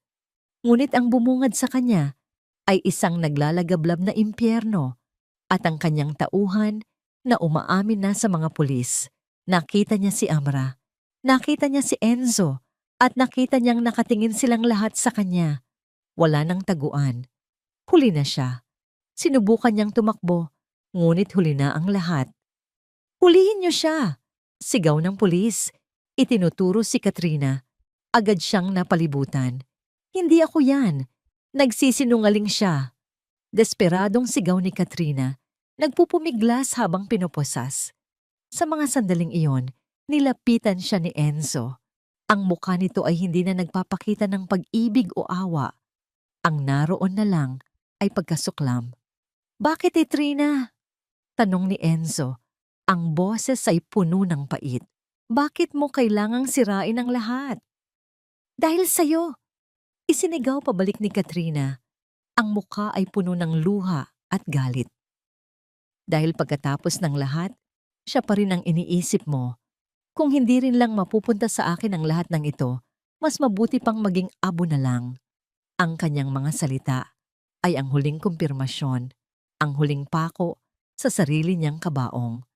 Habang hinihila siya ng mga pulis papasok sa police car, ang kanyang mga mata ay naghahanap ng isang tao, si Amara. Nagkatitigan sila sa gitna ng apoy at kaguluhan. Sa mga mata ni Amara, wala ng galit, tanging isang malalim na awa. At para kay Katrina, iyon ang pinakamasakit sa lahat. Dinala na ng mga pulis si Katrina. Ang apoy ay unti-unti nang naaapula ng mga bumbero, ngunit ang natira na lang sa habi ay isang sunog na kalansay, umuusok pa at basa mula sa tubig. Lumapit si Enzo kay Amara. Si Rafa ay nanatili sa tabi ni Amara. Ang kamay ay hindi bumibitaw. Amara, sabi ni Enzo, ang boses ay basag. Wala akong masabi. Walang salita ang sapat para humingi ng tawad. Kasalanan ko ang lahat ng ito. Tinitigan siya ni Amara. Ang kanyang mukha ay pagod, ngunit kalmado na. Oo, Enzo, marami kang kasalanan. Pero ang ginawa niya ngayong gabi, iyon ay desisyon na niya. Tumango si Enzo, tinatanggap ang katotohanan. Tumingin siya sa mga kamay ni na Amara at Rafa na magkahawak. Isang ngiti, isang tunay ngunit malungkot na ngiti ang sumilay sa kanyang mga labi. Sana maging masaya ka, sabi niya. Bago dahan-dahang tumalikod at naglakad palayo, isang anino na tinatangay ng gabi, handa nang harapin ang anumang kaparusahan na naghihintay para sa kanya.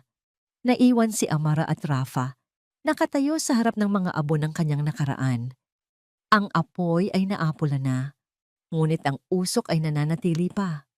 Ang gabi ay tapos na, ngunit ang umaga ay hindi pa dumarating. Tumingin siya sa mga guho ng habi, at sa unang pagkakataon, hindi na siya umiyak. Ang nararamdaman niya ay isang kakaibang katahimikan, isang katapusan, at marahil isang pagkakataon para sa isang tunay na bagong simula. Lumipas ang ilang linggo. Ang usok sa dating kinatatayuan ng habi ay matagal nang nawala, napalitan ng abo at ng mga sirang pangarap. Ngunit sa bawat paglipas ng araw, unti-unting humuhupa ang bigat sa dibdib ni Amara. Ang kaguluhan ay napalitan ng isang kakaibang kapayapaan. Isang umaga, habang nagkakape sa kanyang apartment, napanood niya sa balita ang pinakahuling update sa kaso.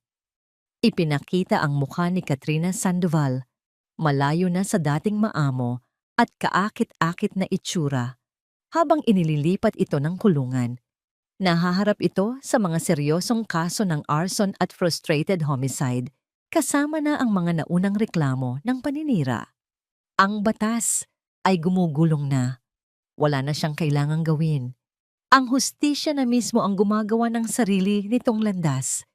Pinatay niya ang telebisyon. Hindi na niya kailangang malaman ang mga susunod na mangyayari.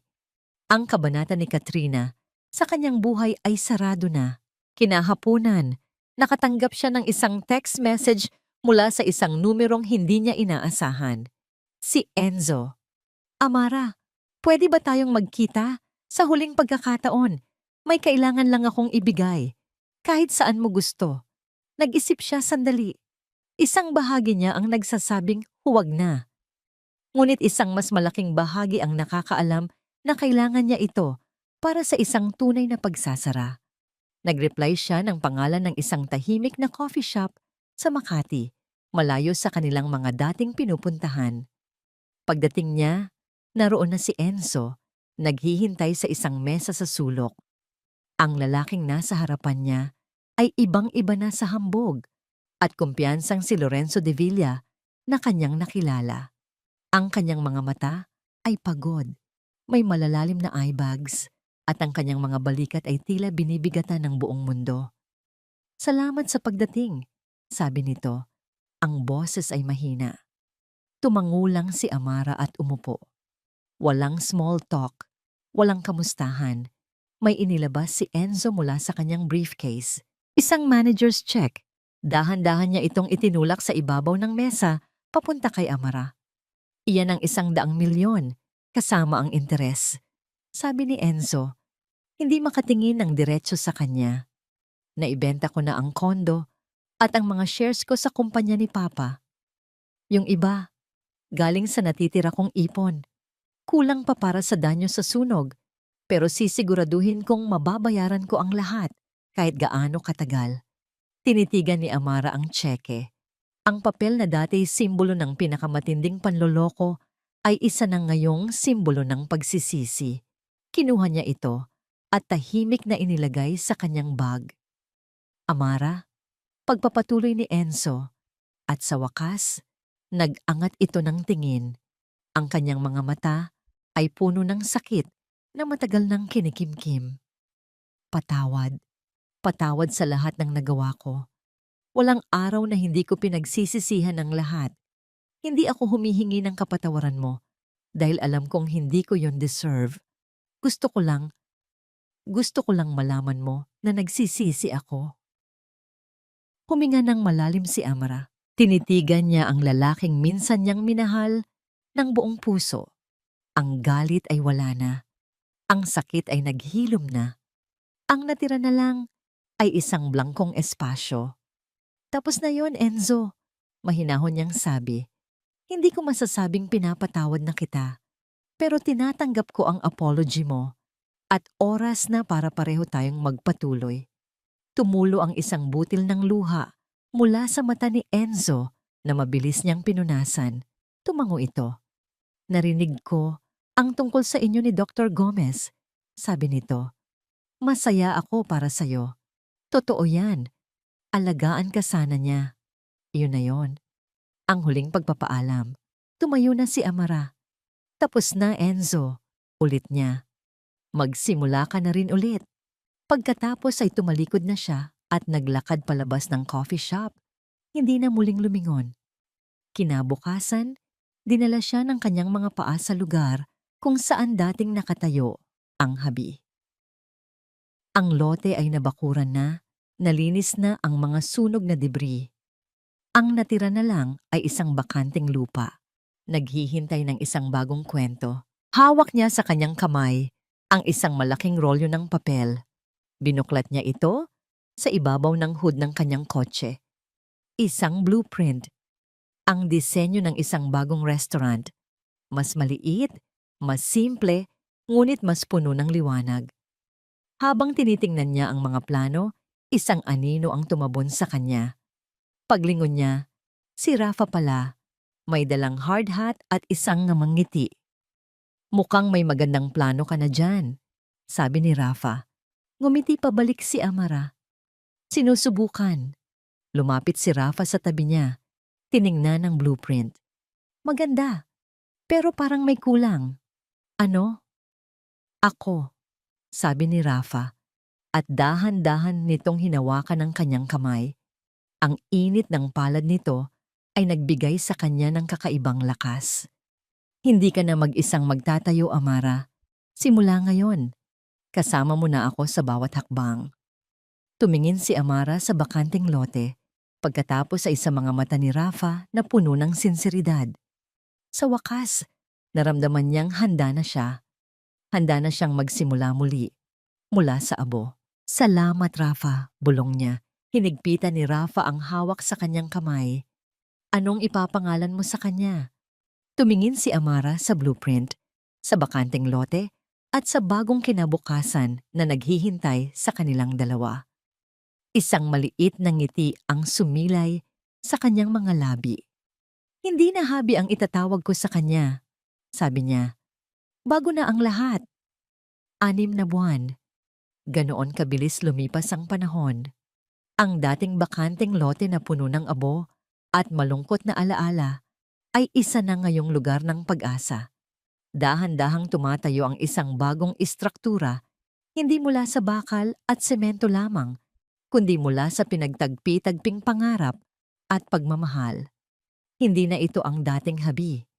Ang bago nitong pangalan ay kanlungan, isang salitang nangangahulugang santuaryo o kanlungan. At iyon mismo ang naging pakiramdam ng lugar para kay Amara.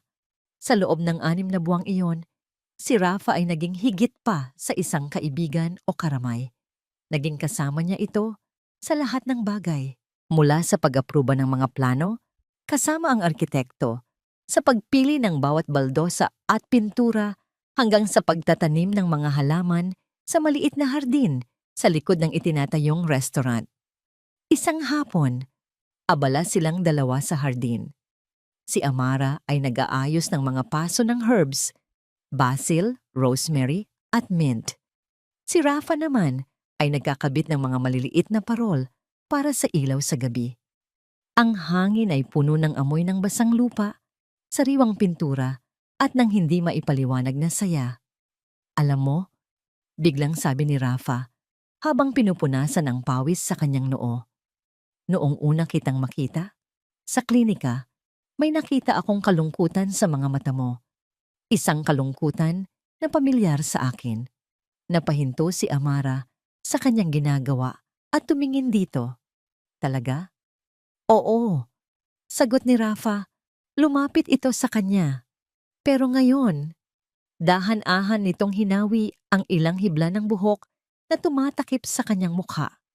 Ang nakikita ko na lang ay liwanag. Ang kanilang mga mundo ay tila huminto. Sa ilalim ng papalubog na araw, sa gitna ng kanilang munting hardin, ang tanging mahalaga ay ang tibok ng kanilang mga puso. Sa mga nakalipas na buwan, maraming gabi silang nag-uusap hanggang sa kalaliman ng gabi. Ibinahagi nila ang kanilang mga takot, ang kanilang mga pangarap, ang kanilang mga nasirang puso. Sa bawat kwento, mas lalo silang napapalapit sa isa't isa. Walang pilitan, walang pagmamadali. Ang kanilang pagmamahalan ay dahan-dahang umuusbong na parang mga halamang kanilang inaalagaan. Matatag ang ugat at dahan-dahang namumulaklak. Isang gabi, pagkatapos ng isang nakakapagod na araw sa construction site, dinala ni Rafa si Amara sa isang tahimik na parke. Umupo sila sa isang bench sa ilalim ng isang malaking puno ng akasya. Amara, simula ni Rafa, ang boses ay mas seryoso kaysa karaniwan. May gusto akong sabihin sa'yo. Kinabahan si Amara, ngunit tumangulang siya. Naalala mo ba noong sinabi ko sa'yo na ang pag-ibig ay parang pagtatayo ng isang bahay? Tanong ni Rafa. Kailangan ng matibay na pundasyon, ng matitibay na pader, at ng bubong na poprotekta sa inyo sa anumang unos. Tumango ulit si Amara, naaalala ang isa sa kanilang mga pag-uusap. Noong una, pareho nating sinubukan magtayo ng bahay sa maling lupa. Pagpapatuloy ni Rafa. Gumuho ang sakin. Gumuho rin ang sayo. Matagal akong natakot na sumubok ulit. Baka gumuho na naman. Baka mas masakit pa. Tumingin ito ng diretso sa kanyang mga mata. Ang buong puso nito ay nakalantad. Pero nang makilala kita, Amara, napagtanto ko na hindi naman pala lupa ang problema. Ang kailangan ko lang pala ay tamang kasama sa pagtatayo. Isang kasamang hindi ka iiwan sa gitna ng bagyo. Isang kasamang tutulong sa iyong pulutin ang bawat piraso kapag may nasira. Naramdaman ni Amara ang pangingilid ng kanyang mga luha. Ngunit sa pagkakataong ito, mga luha ng kaligayahan, alam niya, handa na siyang magmahal muli. Rafa, Amara, sabi ni Rafa, habang dahan-dahang kinukuha ang kanyang mga kamay. Hindi ako mangangako sa iyo ng isang buhay, Nobong. Walang problema. Hindi ako mangangako na hindi tayo magkakamali. Pero ipinapangako ko, sa bawat pagsubok, sa bawat bagyo, hindi kita bibitawan. Haharapin natin lahat ng magkasama. Mula sa kanyang bulsa, hindi isang mamahaling singsing ang kanyang inilabas, kundi isang maliit at simpleng susi. Hindi pa ako magpo-propose ng kasal, sabi niya, na may kasamang isang nahihiyang ngiti. Masyado pang maaga. Ang gusto kong ibigay sa iyo ang susi ng puso ko at gusto kong itanong kung papayagan mo akong maging kasama mo sa pagtatayo. Hindi lang ng kanlungan, kundi ng sarili nating kanlungan, ang ating kinabukasan. Hindi na napigilan ni Amara ang kanyang mga luha. Tumango siya ng paulit-ulit. Oh, Rifa, Rafa? Oo. Inilagay ni Rafa ang susi sa kanyang palad at marahang isinara ang kanyang mga daliri sa paligid nito. At doon, sa ilalim ng tahimik na kalangitan, dahan-dahan niyang inilapit ang kanyang mukha at ibinigay kay Amara ang kanyang unang halik. Ang halik ay hindi mapusok o desperado. Ito ay isang halik na puno ng pag-iingat, puno ng respeto, at puno ng mga pangakong hindi kailangang bigkasin. Ito ay isang halik na naghilom sa mga huling sugat ng kanilang nakaraan. Isang halik na nagsasabing, "Nandito na ako, umuwi ka na." Nang gabi bago ang grand opening ng kanlungan, habang inaayos ni Amara ang mga huling detalye, isang sulat ang iniabot sa kanya ng isa sa kanyang mga staff. Iniwan daw ito sa reception. Walang pangalan ng nagpadala. Tanging ang pangalan niya lang ang nakasulat sa labas. Kinakabahang binuksan niya ito. Hindi alam kung ano ang aasahan. Ang sulat ay nakasulat sa isang simpleng puting papel. Pamilyar ang sulat kamay. Nanginginig ng bahagya ang mga kamay ni Amara habang binabasa niya ito. Amara, kung nababasa mo ito, ibig sabihin ay handa ka ng buksan ang iyong bagong pangarap. Nais ko lang sabihin na masaya ako para sa'yo. Walang halong pagkukunwari. Nasa probinsya na ako ngayon kasama ang pamilya ko. Sinusubukang ayusin ang lahat ng nasira ko, lalo na ang sarili ko. Nagsimula ako ng isang maliit na karinderya. Simple lang, malayo sa kinang ng Maynila. Pero dito, natutunan kong muli ang halaga ng pagsisikap at katapatan. Mga bagay na binalewala ko dati. Wala na akong karapatang humingi ng tawad, pero gusto kong malaman mo na araw-araw, dala-dala ko ang bigat ng aking mga pagkakamali. At araw-araw, ipinagdarasal ko ang kaligayahan mo. Deserve mo ang lahat ng tagumpay at pagmamahal na tinatamasa mo ngayon. Huwag kang mag-alala. Hindi na ako magpapakita o manggugulo pa. Ito na ang huli.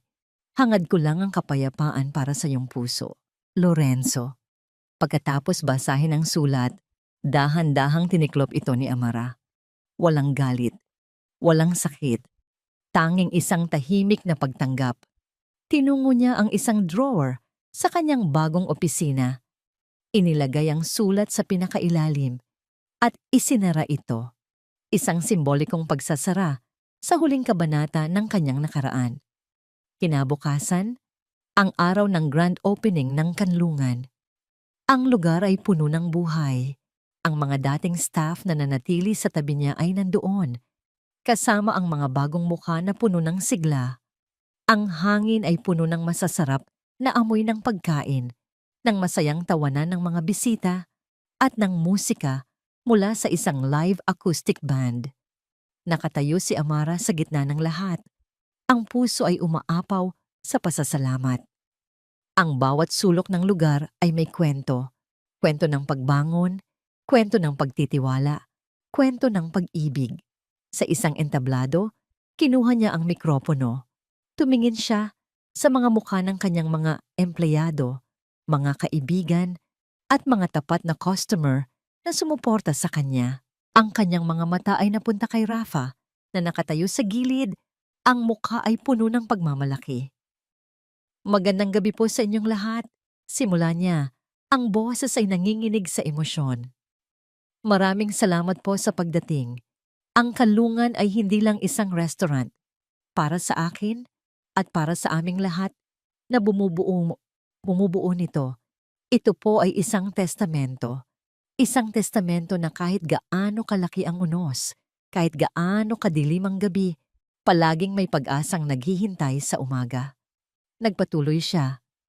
Ito ay para sa lahat ng minsan nang nadapa, nasaktan, at nawalan ng pag-asa. Tandaan po natin, ang halaga natin ay hindi nasusukat sa ating mga kabiguan, kundi sa kung paano tayo bumabangon mula sa mga ito. Ang bawat isa sa atin ay may kakayahang itayo ang sarili nating kanlungan. Isang masigabong palakpakan ang sumalubong sa kanyang mga salita. Pagkatapos ng kanyang talumpati, lumapit sa kanya si Rafa. "I'm so proud of you," bulong nito bago siya niyakap ng mahigpit. Nang humupa na ang dami ng tao at ang papalubog na araw ay nag-iiwan ng kulay kahel at lila sa kalangitan, magkasamang tumayo sina Amara at Rafa sa maliit na hardin sa likod ng restaurant. Ang mga parol na ikinabit ni Rafa ay nagbibigay ng isang mainit at mahiwagang liwanag. Tumingin si Amara sa kanyang paligid, sa mga halaman, sa mga ilaw, sa masayang tunog na nagmumula sa loob. Pagkatapos ay tumingin siya kay Rafa, ang lalaking naging kanyang kanlungan sa gitna ng pinakamalakas na unos. "Masaya ako, Rafa," sabi niya. Ang puso ay puno ng katahimikan. Hinawakan ni Rafa ang kanyang kamay at marahang hinalikan. Itinaas nito ang kanilang mga magkahawak na kamay, tila ipinapakita sa buong mundo. "Handa ka na?" tanong ni Rafa. Ang mga mata ay kumikinang sa pag-ibig. Ngumiti si Amara, isang ngangiting puno ng pag-asa at pananabik para sa kinabukasan. Isinandal niya ang kanyang ulo sa balikat nito habang sabay nilang pinagmamasdan ang huling silahis ng araw. Ngayon pa lang tayo nagsisimula. Sa kabila ng matinding pagtataksil, pagkawala, at sunod-sunod na trahedyang halos sumira sa kanyang pagkatao, pinili ni Amara Reyes na tumayo muli mula sa abo. Ang kanyang kwento ay hindi lamang tungkol sa paghihiganti o pagbawi ng nawalang dangal, kundi isang tahimik ngunit makapangyarihang paglalakbay ng paghilom at muling paniniwala sa sarili. Ang kanlungan ay hindi lang isang bagong restaurant. Ito ay naging simbolo ng bagong simula, isang ligtas na lugar kung saan ang sakit ng nakaraan ay hindi na may kapangyarihang magtakda ng kanyang halaga. Ipinapaalala sa atin ng kwentong ito na ang masasamang gawain ay may kapalit at ang mga taong nananatiling matatag at mabuti ang puso ay hindi kailanman mawawalan ng pag-asa. Ikaw, ano ang gagawin mo kung ikaw ang nasa kalagayan ni Amara? May lakas ka bang magsimulang muli kahit tila nawala na ang lahat? Para sa'yo, alin ang mas mahalaga sa pagbangon? Ang hustisya, ang bagong pag-ibig, o ang lakas ng loob mula sa loob ng sarili? At ikaw, naranasan mo na bang bumangon mula sa sarili mong abo? Maraming salamat sa patuloy ninyong pakikinig. Sana ay maayos kayo ngayon. At kung hindi man, naway nagbigay ng kaunting lakas ang kwento ni Amara. Ibahagi ninyo ang inyong saloobin sa comments. Binabasa ko at pinahahalagahan ang bawat isa sa inyo.